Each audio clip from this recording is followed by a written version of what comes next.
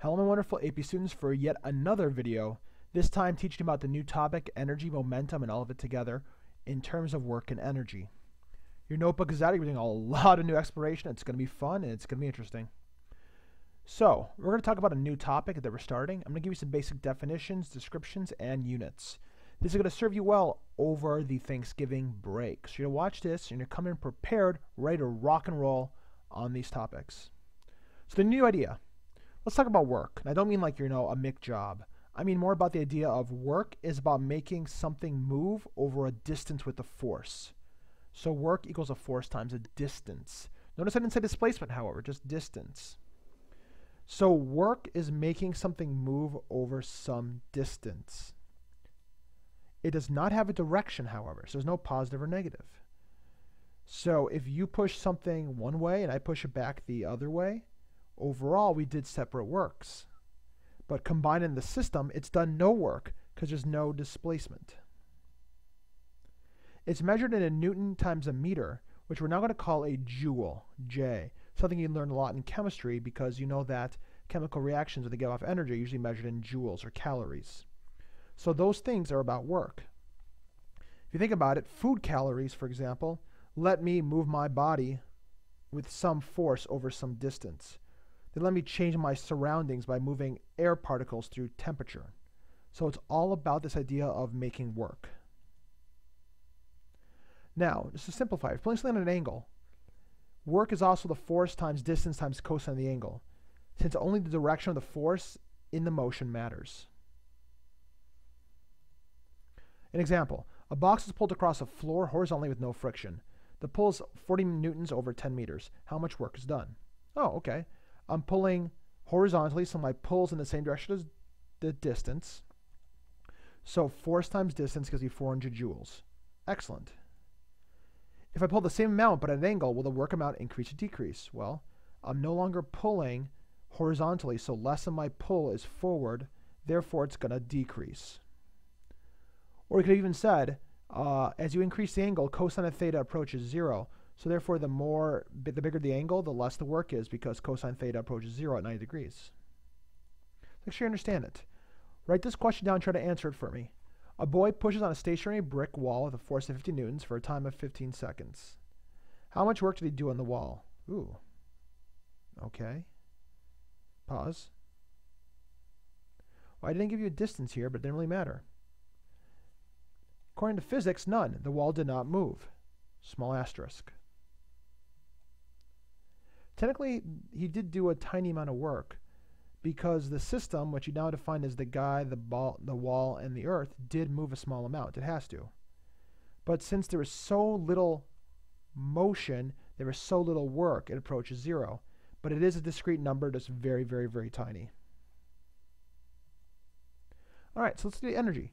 Energy is defined as the ability to do work. That is, you want to make things move or affect your surroundings. Work involves the transfer of energy, just like impulse involves the transfer of momentum. So if something changes its energy, there's got to be a work involved, which makes complete sense. If something is getting faster or getting slower, you're having a force over a distance.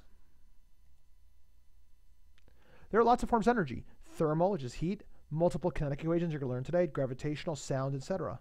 So for example, sound involves the actual physical pushing of air particles making waves in air or different gases, and they hit your ear. They force your eardrum to make a certain pattern, which is a force over a distance, which your brain then interprets as sound.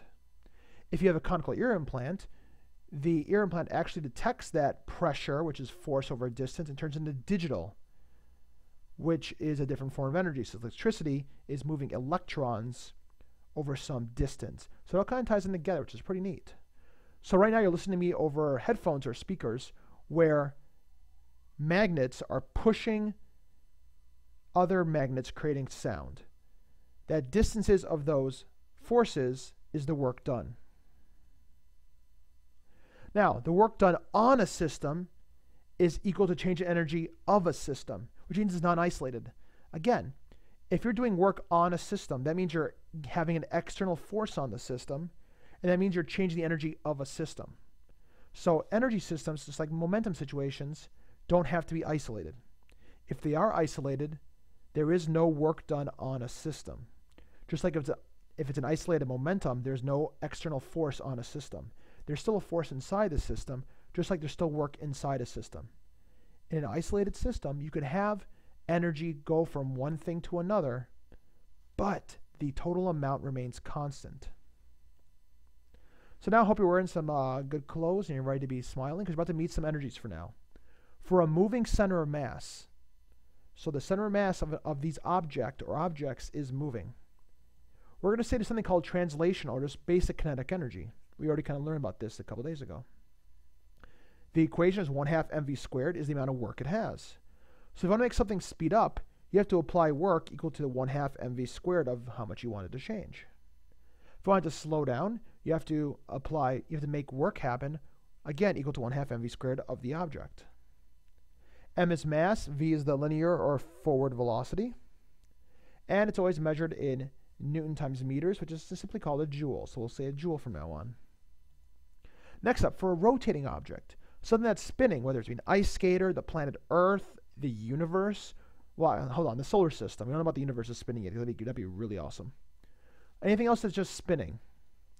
It has rotational kinetic energy because it's moving, just not in a straight line. Or maybe it's got both straight line motion and rotational motion. Now you're like, what the heck is that? The equation is 1/2 I omega squared. That's how much work is. Whereas Isaac will learn something soon called the moment of inertia, where omega is its rotational velocity. So if you want to speed something up in a circle, you have to do enough work to make it go faster as well as overcome its moment of inertia. Inertia means motion, it's resistance. Sorry, inertia means mass, it means resistance. So you can see here, it's both how much mass something has and how it's distributed. As we're going to see, if you have a lot of mass on the outside of a wheel, it's a lot harder to move it if the mass is at the center. But like always, it's measured in Newton meters, which is also a joule. And lastly, for an object that has, let me rephrase it. For an object stored in a gravitational field, such as an object that has an energy because of its position. So something that's kind of like close to a planet, it's got what's called gravitational potential energy, also called PE. And the equation is the work is mgh, where m is the mass, g is the gravitational constant of the planet it is near. For example, 10 is for Earth, near the surface. But as you get farther away from Earth, that gravitational constant goes down. And h is the height above a chosen reference point, which is kind of weird, but it's true. So we can make any height we want as long as it's all chosen from the same point. So in this case, an object that is near a planet is inside what's called a gravitational field, kind of like, imagine like the pull of the planet. It has energy based on how high it is compared to something else. So if you're in the second story of Towson and you drop a pencil, even though it's super high above the Earth, the height chosen reference point is usually the second story ground. So it will fall because Earth is pulling it down because there's energy stored in its field. If something's on top of a desk, it has really no potential energy because it won't really move if you let go. But if you move the desk, it will. So it's very relative. And like all energy, it's measured in Newton meters, which is called a joule. Now, a couple of descriptions we didn't know, especially for the AP. Mechanical energy is a good phrase. It stands for the combined total, the sum, of both gravitational and all these kinetic energies, which is usually the basic definition of a system. So if you've got a certain amount of kinetic and gravitational energy combined, that's mechanical energy. And in order to change the amount of energy type of an object, work must be done. In order to, let's say, make something have less potential energy to gravity, the Earth has got to pull it down. That's a work, because you're doing a force, its weight, over a distance. Now, the phrase on a system, one last time, is super important. On a system, the change of overall energy of a system is equal to the work done. So, if you put work into a system, you're increasing the energy of the system by that amount. Kind of like saying, if you add a bunch of calories to yourself, your total amount of energy is what you had before plus the energy you ate. Or if you end up working out a lot, The overall energy of your body is the overall energy minus the energy you kicked out, called work. So for example, let's say you lift a 10-kilogram ball up 2 meters on Earth. In lifting it, you're working against the Earth's pull. You're giving it potential energy relative to its start point by doing work. The actual physical act of lifting up the ball and then having it stay there means you gave it energy by doing work on it. It is not an isolated system. The ball will never rise up on its own. But you and the ball and the Earth combined is an isolated system. You're pulling it apart. The Earth is moving it apart as well. You've done work on both. The ball's internal energy increased by 200 joules, and it's stored as potential energy. You did that work. You put 200 joules of work into the system, and by doing it, you made it go higher away from the Earth.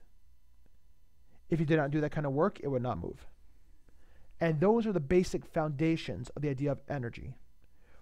We're going to take these ideas of energy, momentum, the idea of system, and really go hard on it, both in terms of graph, ideas, labs, and thought processes. I look forward to teaching you when you come back from Thanksgiving.